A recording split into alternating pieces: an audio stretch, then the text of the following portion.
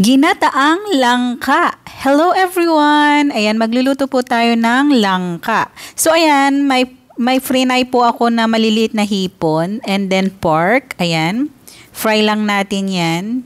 Tapos yan ang isasahog natin mamaya. Pagkatapos kong frinay, so ito na yung sumunod, yung ginger. Tapos, nilagay ko na yung bawang at saka sibuyas. Yan. So, linagay ko na yung langka and then linagyan natin ng gata. So, ito yung nilagay ko na gata. Ayan. Ito kasi ang meron dito sa Singapore. So, ito yung binili ko na gata. Ang sarap. So, ayan. Nilagay ko na yung mga ingredients. Yummy. Nagugutom na talaga ako. Yan. So, yan lang yung ginawa ko. Then, pakuluhan natin. Pakuluhan natin hanggang maluto ng maluto. Yung langka pala, niluto ko yan. Unang ginawa ko is binoil ko siya. And then, nung na-boil ko siya, tinanggal ko sa tubig. And then, medyo pinagah ko konti para matanggal yung lagkit niya.